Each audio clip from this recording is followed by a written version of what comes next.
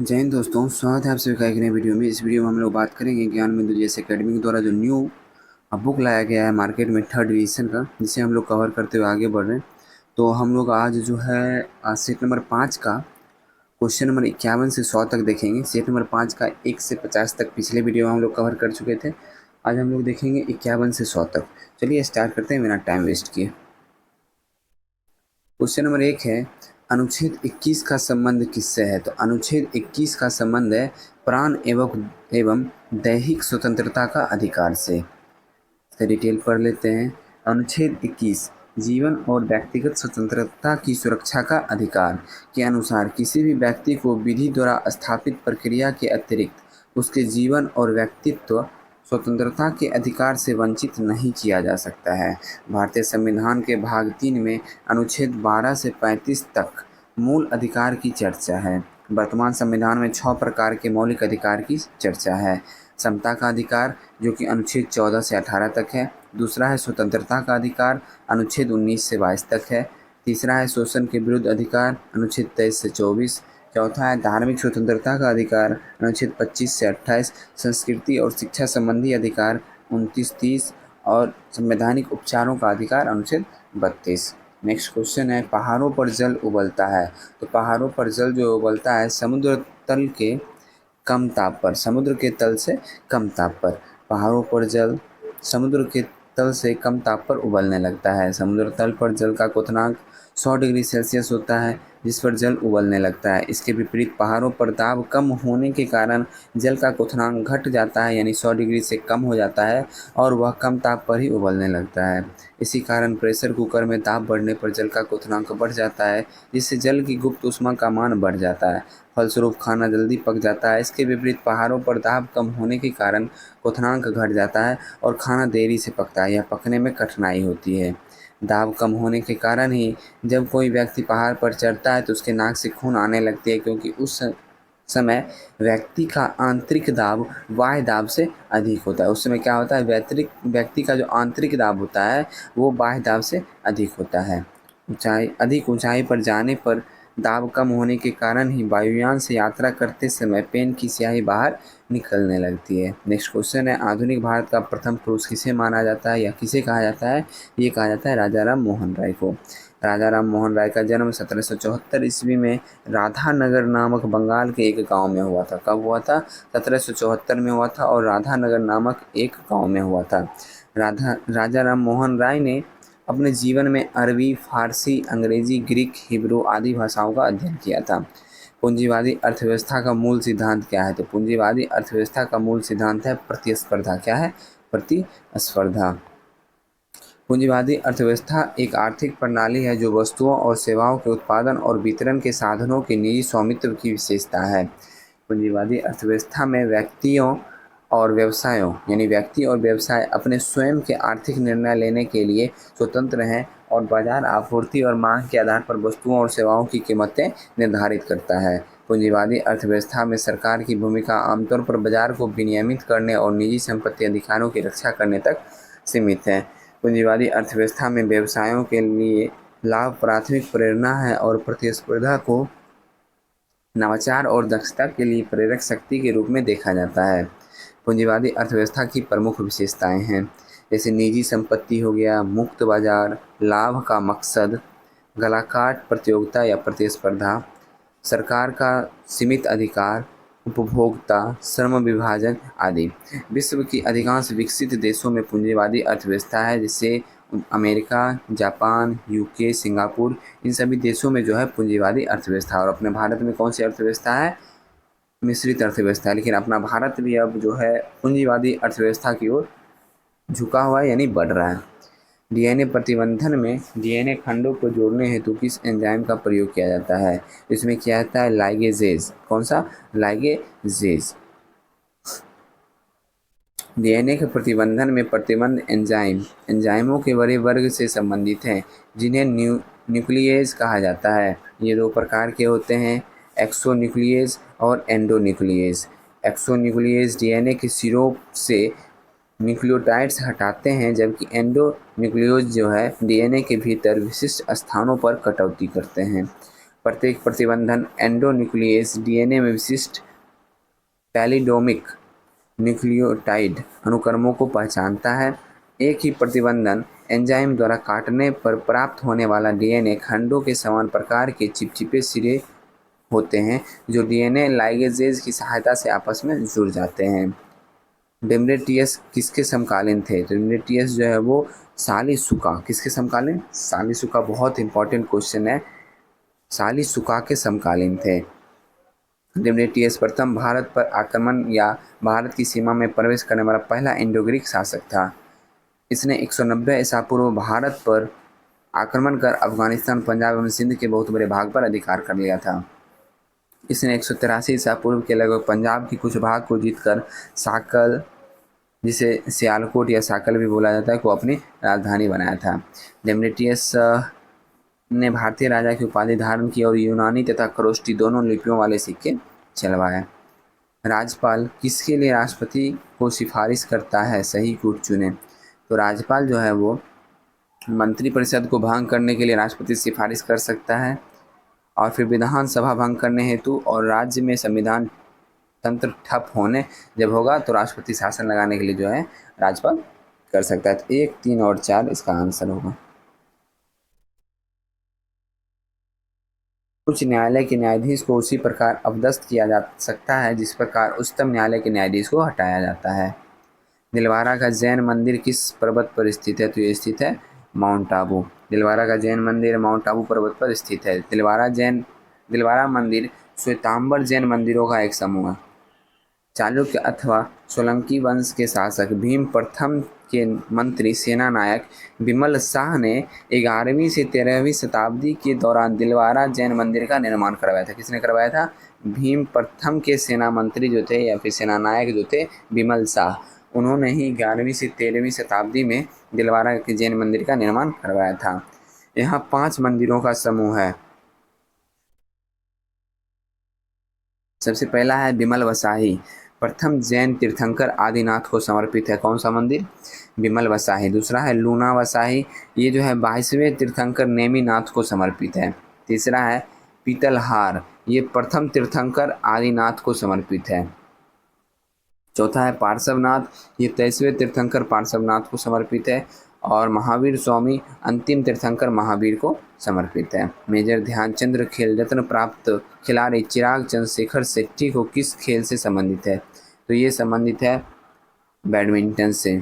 चिराग शेट्टी को वर्ष 2023 में मेजर ध्यानचंद खेल रत्न अवार्ड से सम्मानित किया गया था। त्वरित कार्यबल RAF किस अर्धसैनिक बल का भाग है? यह जो है CRPF का अर्धसैनिक, CRPF जो है उसका भाग है, ठीक है, RAF। और इसकी स्थापना 1992 में दंगों जैसी स्थितियों को निपटने के लिए की गई थी। समाजवादी विचार किसे स्वीकार नहीं करता है? तो समाजवादी विचार जो है वो संपत्ति को स्वीकार नहीं करता है, निजी संपत्ति को स्वीकार नहीं करता है। समाजवादी एक राजनीतिक और आर्थिक व्यवस्था है जिसमें उत्पादन और संपत्ति के साधनों पर सार्वजनिक स्वामित्व होता है जिसका नियंत्रण राज्य करता है।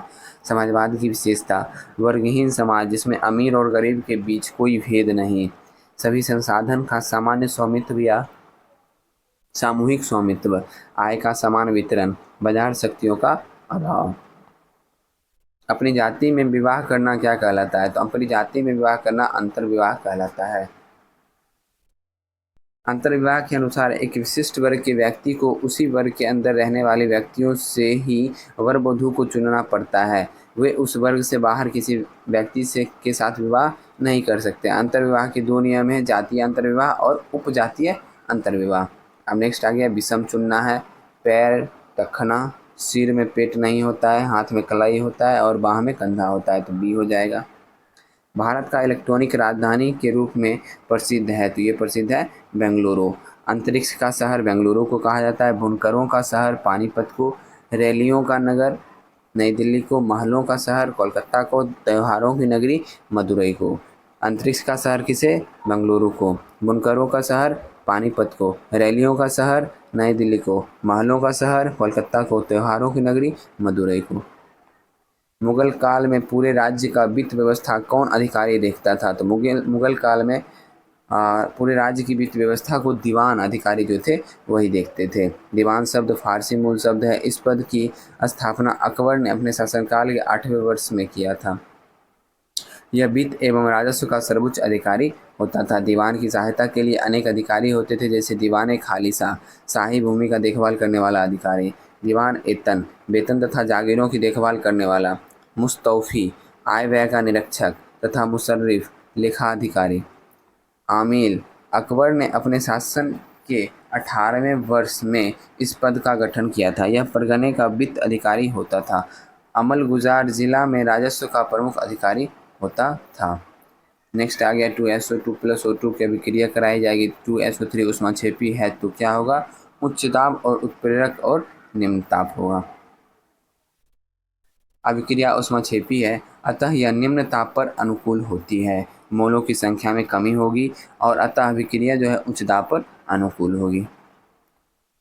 यह अभिक्रिया ऊष्माक्षेपी या ऊष्मादायक है। इसमें आयतन की कमी होती है। प्रतिकारण के 3 अणु प्रतिफल के 2 आयतन का निर्माण करते हैं। दाब का प्रभाव। यदि ऊपर से साम्य का दाब बढ़ा दिया जाए तो ली चैटेलियर सिद्धांत के अनुसार अभिक्रिया इस बाहरी दाब को नष्ट करने की चेष्टा करेगी और अभिक्रिया उस दिशा में होगी जिसमें आयतन में कमी हो जाए। चूँकि अंतिम अभिक्रिया में आयतन कम होता है, अतः दाब अधिक करने से SO3 अधिक बनेगा।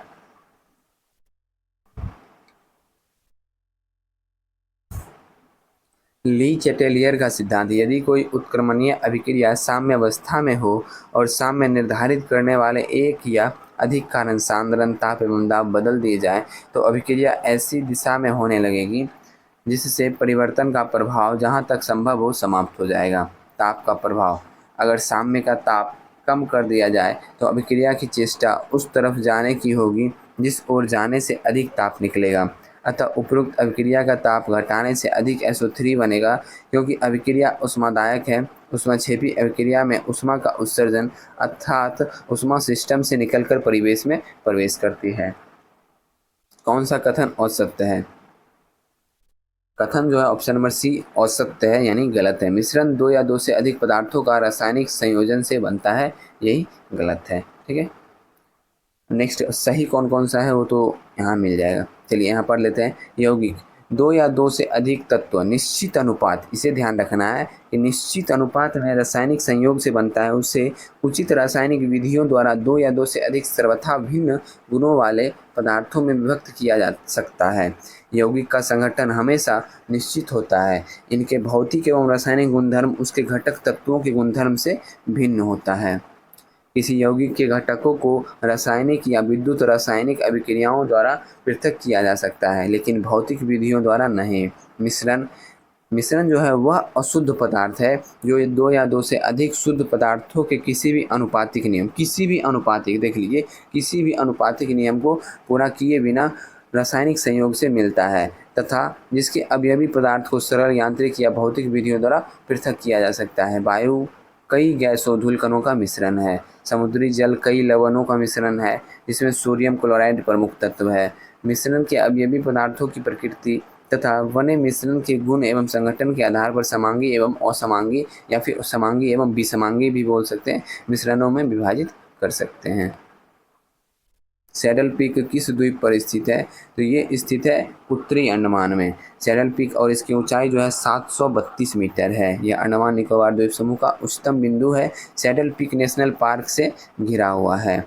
लैंगरहैंस द्वीप किस अंग का भाग है? यह जो है अग्नाशय का भाग है। लैंगरहैंस की द्वीपिका की खोज पॉल लैंगरहैंस नामक चिकित्सा शास्त्री द्वारा 1869 ईस्वी में किया गया, जब गांधी जी का जन्म हुआ था।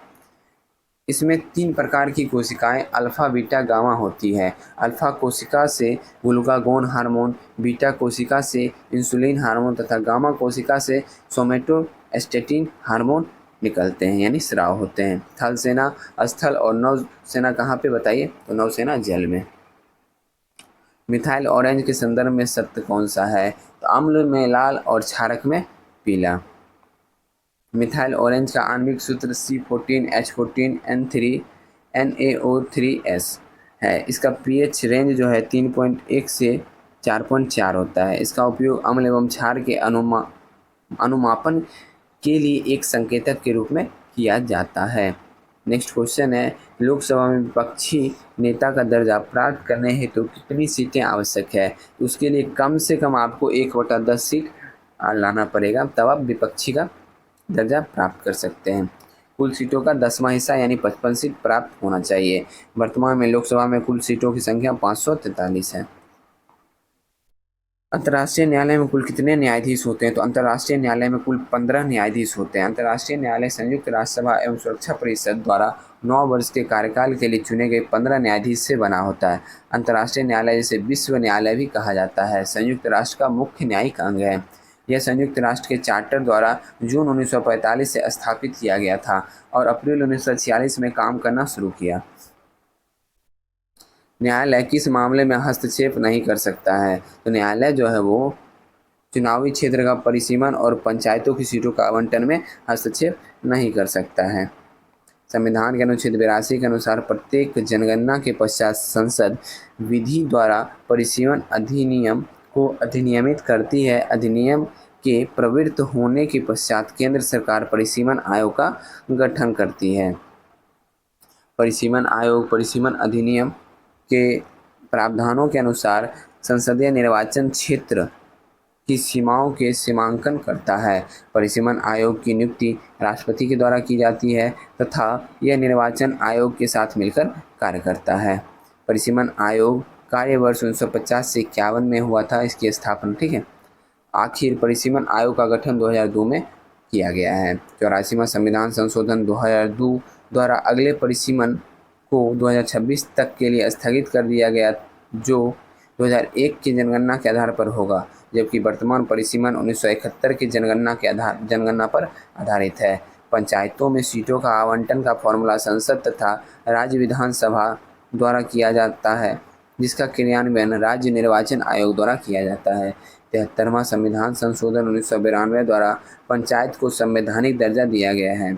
अनुच्छेद 243 का ग में पंचायतों में आरक्षण से संबंधित प्रावधान दिए गए हैं।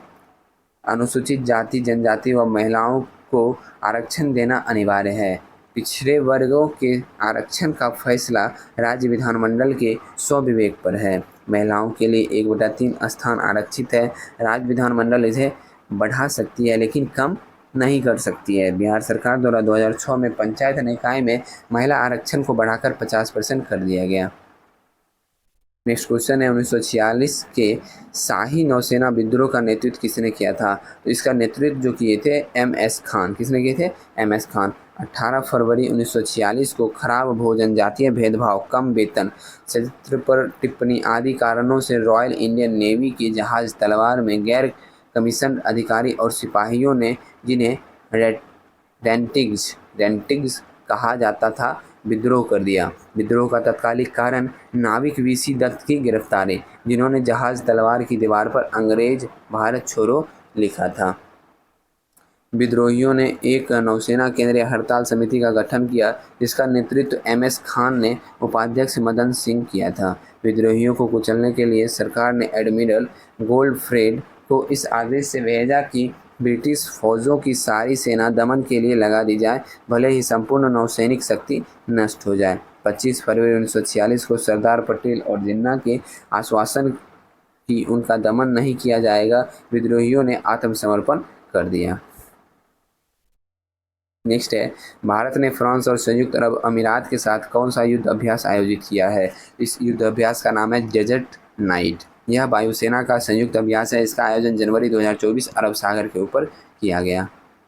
नेक्स्ट क्वेश्चन है, LLM को rover.ai कंपनी ने किस नाम से विकसित किया है? इसे विकसित किया है भारत GPT। किस नाम से? भारत GPT के नाम से विकसित किया। इसका उद्देश्य देश में प्रचलित भाषा विविधता चुनौतियों का समाधान करते हुए 22 भारतीय भाषाओं में AI वार्तालापों को संवादों को बदलना। ब्लड प्रेशर को व्यक्त किया जाता है किसमें? तो ब्लड प्रेशर को व्यक्त किया जाता है सिस्टोलिक वटे डायस्टोलिक में, ठीक है। रुधिर कोशिकाओं की दीवार पतली एवं गुहा सक्रिय होने के कारण दाब के साथ रुधिर को भेजा जाता है। यह दाब निलयों के संकुचन से उत्पन्न होता है एवं इसे सिस्टोलिक प्रेशर कहते हैं। सिस्टोलिक प्रेशर 120 मिलीमीटर पारे के स्तंभक द्वारा उत्पन्न दाब के समान होता है। इस प्रकार निलय के प्रसारण से भी दाब उत्पन्न होता है। जब रुधिर अलिंद से निलय में प्रवेश करता है तब इसे डायस्टोलिक प्रेशर कहते हैं। यह 80 मिलीमीटर के पारे के स्तंभ द्वारा उत्पन्न दाब के समान होता है। एक स्वस्थ मानव का सिस्टोलिक और डायस्टोलिक प्रेशर जो है 120/80 के रूप में लिखा जाता है। रुधिर चाप उपक्रम बीमारी तथा विभिन्न शारीरिक एवं मानसिक स्थिति को दर्शाता है, लेकिन प्रत्येक अवस्था के लिए एक पराशर मान होता है। उस अवस्था में रुधिर चाप ज़्यादा घटने बढ़ने से वह शारीरिक अवस्था को दर्शाता है। नेक्स्ट है, दूसरी सबसे बड़ी पाचन ग्रंथि कौन सी है? तो दूसरी सबसे बड़ी पाचन ग्रंथि है आग्नाशय और इसकी लंबाई 6 से 10 इंच होती है। यह उदर के पीछे ऊपरी बाएं उदर में स्थित है। अग्नाशय बहिस्रावी कार्य जिसमें एंजाइम का उत्पादन शामिल होता है जो पाचन की प्रक्रिया में सहायक है, तथा अंतःस्रावी कार्य जो इंसुलिन और ग्लूकागन के स्राव द्वारा रक्त शर्करा के स्तर को नियंत्रित और विनियमित करने के लिए जिम्मेदार है। यकृत शरीर की सबसे बड़ी ग्रंथि है। मुक्त रूप से गिरती हुई पिंड की ऊर्जा, तो मुक्त रूप से गिरती हुई पिंड की ऊर्जा जो है स्थिर रहती है।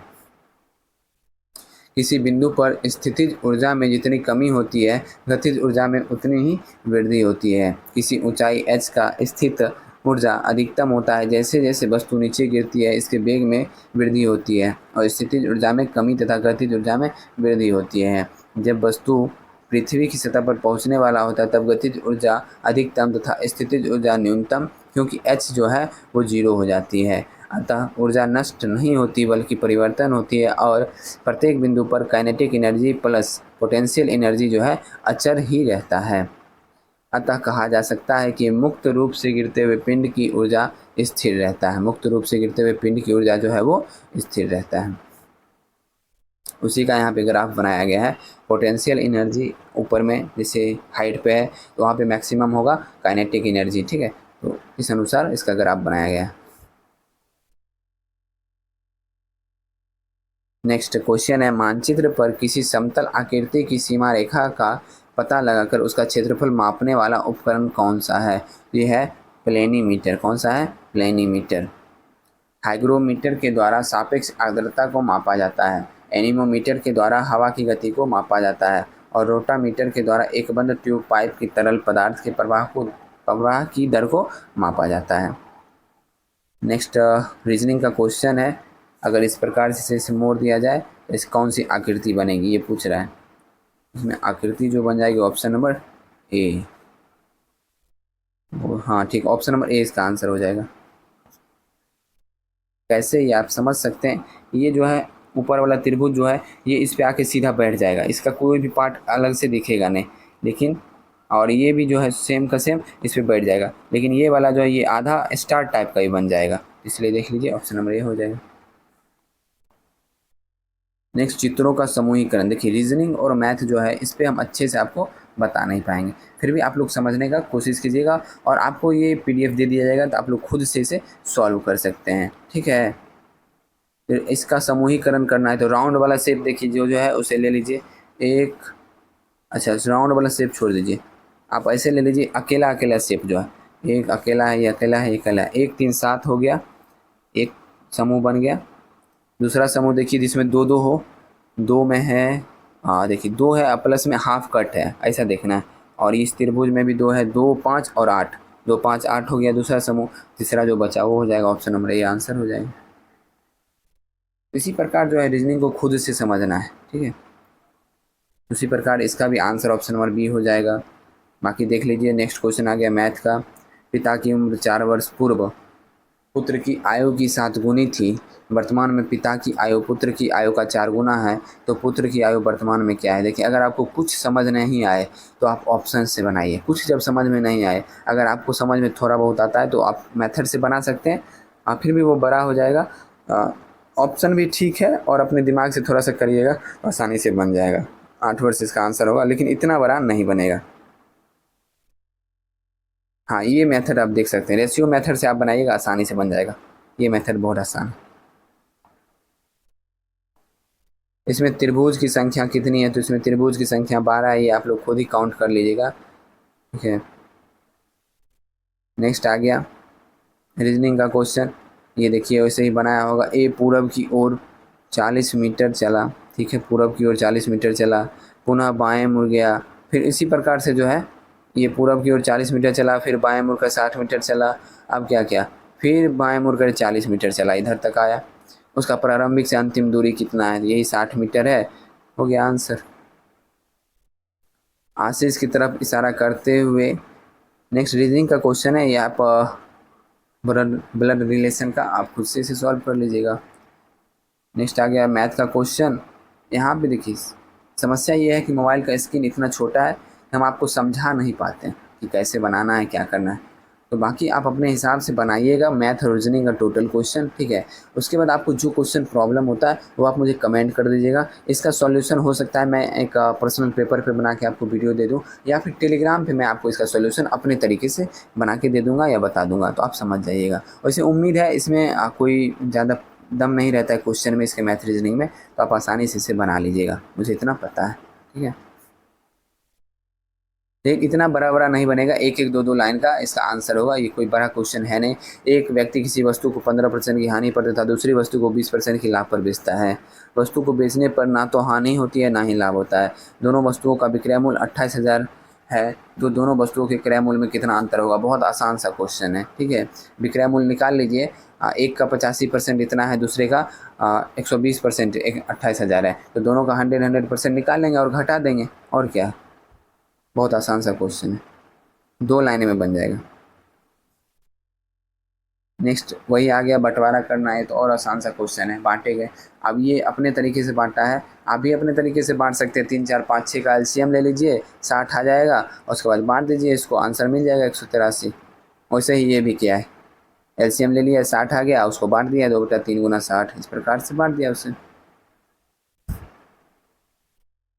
अब इसमें यहाँ पे क्या आएगा, तो उसी प्रकार से सब क्वेश्चन बन जाएगा। आप लोग इसमें थोड़ा सा दिमाग लगाते हुए बनाइएगा। नेक्स्ट क्वेश्चन 92 नंबर देख लेते हैं। कौन द्वितीयक समूह का है, कौन जो है वो द्वितीयक समूह का है, तो अस्पताल जो है वो द्वितीयक समूह का है। द्वितीयक समूह उसे कहते हैं जो आकार में बड़े होते हैं, जिसके सदस्यों में घनिष्ठता का अभाव होता है तथा जिनमें अव्यक्तित्व संबंध पाया जाता है। उदाहरण के लिए महाविद्यालय, अस्पताल, श्रमिक संघ, संसद। प्राथमिक समूह उसे कहते हैं जो आकार में छोटे होते हैं तथा इसके सदस्य आपस में निकट व्यक्तित्व, चिर अस्थायी संबंध रखते हैं, जैसे परिवार, मित्र, पड़ोसी, ये सभी। और नेक्स्ट आ गया श्रेणी क्रम को पूरा करना है। इसमें देखिए 7 जो है माइनस किया है, फिर 14 माइनस किया है, फिर 21 माइनस किया है, अब 28 माइनस कर दीजिए, तो 55 में से 28 जाएगा, 27 हो जाएगा। नेक्स्ट देखिए इसी को उल्टा पुल्टा करके लिखा है। अब कैसे लिखा है, आधा आधा फिर से उल्टा लिखा होगा, ठीक है ना। बेनिफिशियंस, यहाँ से यहाँ तक देखिए BENEF, यहाँ से यहाँ तक F, फिर I बीच में ले लिया है, उसके बाद CENC, हाँ, फिर यहाँ से यहाँ तक लिख दिया। तो उसी प्रकार से लिखा हुआ, इसे भी आप वैसे ही लिख दीजिएगा, आंसर मिल जाएगा। पीर पंजाल किसके अंतर्गत आता है, तो जम्मू कश्मीर में आता है पीर पंजाल। पीर पंजाल जम्मू कश्मीर और हिमाचल प्रदेश के अंतर्गत आता है। पीर पंजाल मध्य हिमालय का भाग है या मध्य हिमालय की सबसे बड़ी श्रेणी है। मध्य हिमालय, लघु हिमालय के अंतर्गत 5 श्रेणियां महत्वपूर्ण है: पीर पंजाल, धौराधर, महाभारत, नागटिब्बा तथा मसूरी। हाइड्रोजन पहली कक्षा में दूसरी में जाने पर कोणीय संवेग होता है, इसका कोणीय संवेग हो जाएगा 2.21 × 10⁻34 जूल सेकेंड। और इस प्रकार से इसे आप सॉल्व कर सकते हैं। फॉर्मूला है कोणीय संवेग का NH/2π या MVR = NH/2π, ठीक है। इसे आप सॉल्व कर लीजिएगा। नेक्स्ट क्वेश्चन आ गया रीजनिंग का। फिर से देख लीजिए AZCX, तो यहाँ पे देख लीजिए A में 2 बढ़ाया है, CDEF 3 बढ़ाया है, अब आप 4 बढ़ा दीजिएगा। उसी प्रकार यहाँ पे आ जाएगा J और J, और उसके बाद फिर देख लीजिए Z वाले में -2 किया है तो X आया है, फिर X में -3 किया है, अब U में आप -4 कर दीजिएगा तो Q आ जाएगा। J और Q इसका आंसर हो जाएगा। नेक्स्ट सेम उसी प्रकार से है, डी में बढ़ा है DE, फिर 2 बढ़ाया है, फिर 3 बढ़ाया है, इसी प्रकार से आप 4 बढ़ा दीजिएगा तो N और D इसका आंसर आ जाएगा। बहुत आसान क्वेश्चन रहता है दरोगा में मैथ और रीजनिंग का, जिसे आप आसानी से सॉल्व कर लेंगे। नेक्स्ट फिर से उसी प्रकार से है, एक बढ़ाया है, देख लीजिए इसमें एक इधर बढ़ा हुआ है, और फिर उसी प्रकार से एक बढ़ के इधर से इधर बढ़ेगा तो आई जे हो जाएगा, फिर के एल हो जाएगा, एम एन हो जाएगा, आई के एम हो जाएगा इसका आंसर। नेक्स्ट क्या है, संगम साहित्य में मूवेंदार में कौन 3 राज्यों का वर्णन है? तो मूवेंदार में चोल, चेर, पांड्य, ये 3 जो है 3 राज्यों का वर्णन है संगम साहित्य में। ठीक है, तो ये सेट जो है यहीं पे समाप्त हो रहा है, 100 का 100 क्वेश्चन। और उम्मीद है कि वीडियो पसंद ही आया होगा। वीडियो पसंद आया तो वीडियो को लाइक कर देना है। चैनल पे नए आए हैं, चैनल को सब्सक्राइब कर लीजिएगा और अपने दोस्तों को जरूर शेयर कीजिएगा। हाँ, रही बात ये मैथ क्वेश्चन और रीजनिंग के क्वेश्चन की, अगर आपसे कोई ऐसा क्वेश्चन हो जो नहीं बने या फिर वो थोड़ा ज़्यादा बड़ा बन जाए तो आप मुझे कमेंट में बता सकते हैं, उसे मैं सॉल्व करके आपको अपने तरीके से दे दूँगा, बहुत ही शॉर्ट में। इसमें से एक भी क्वेश्चन ऐसा नहीं है जो 2 से 3 लाइन से ज़्यादा में बनेगा। ठीक है, मुँह पे भी बन जाएगा सारा क्वेश्चन, तो इसलिए आप लोग टेंशन नहीं लेना।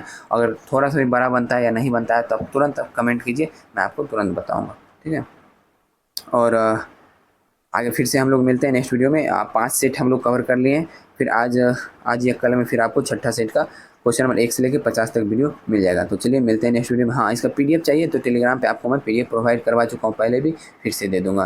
तो मिलते हैं नेक्स्ट वीडियो में। जय हिंद।